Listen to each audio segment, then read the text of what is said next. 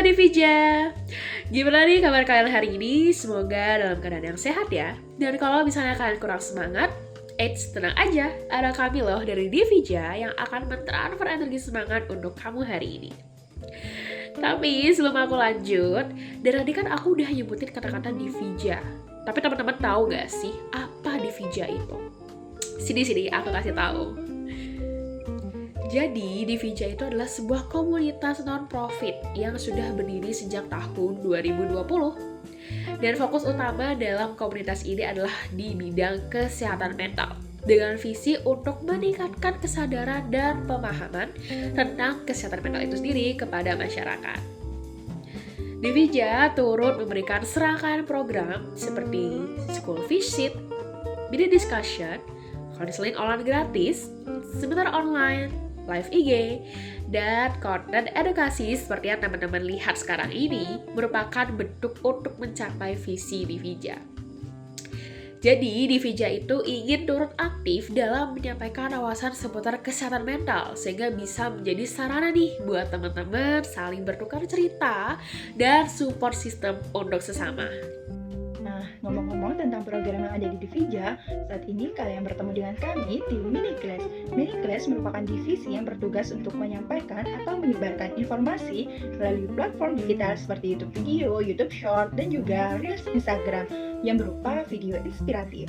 Nah, sebelum pembahasan selanjutnya nih teman-teman, ada baiknya kita kenalan dulu. Dari kali ini akan disampaikan sama Kak Genta Joanori Hiskia, mahasiswi psikologi Universitas Muhammadiyah Sorong, dan juga Kak Ikhtiarini Nidia Aisyah, mahasiswi psikologi Universitas Trunojoyo Madura. Oh iya nih, sebelumnya teman-teman ada yang sudah tahu nggak sih atau bahkan familiar sama Hedgehog Dilemma atau yang biasa kita kenal dengan dilema landa?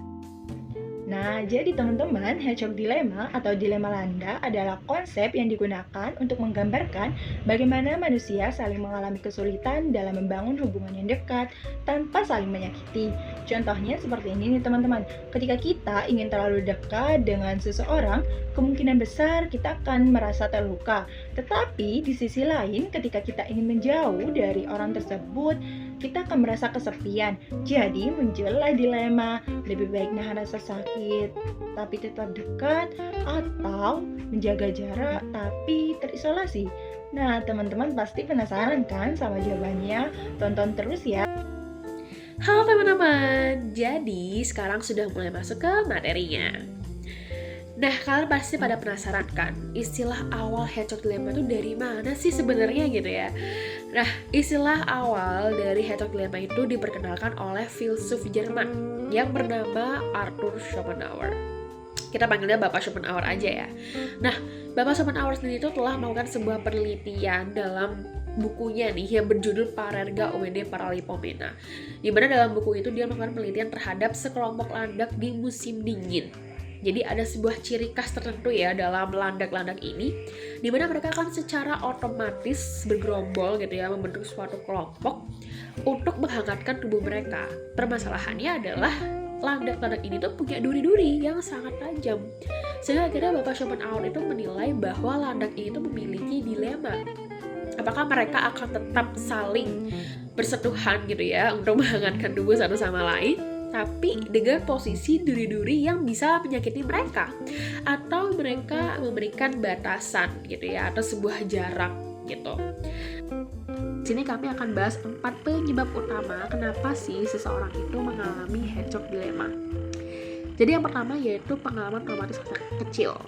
Nah, mungkin contohnya tuh kalau misalnya kalian tuh berada di lingkungan keluarga yang toksik gitu ya, pengabaian secara emosional, secara tidak sadar itu akhirnya tuh muncul situasi trauma gitu ya guys di masa kecil, dan ternyata efeknya tuh panjang.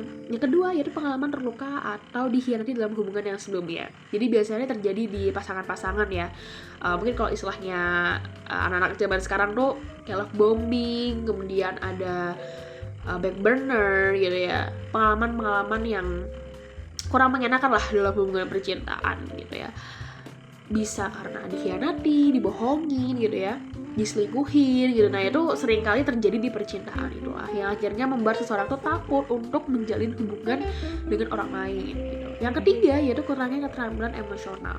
Jadi paling penting sih biasanya di keluarga ya, dimana biasanya seseorang itu tidak punya atau tidak terbiasa gitu ya untuk menceritakan perasaan itu seperti apa.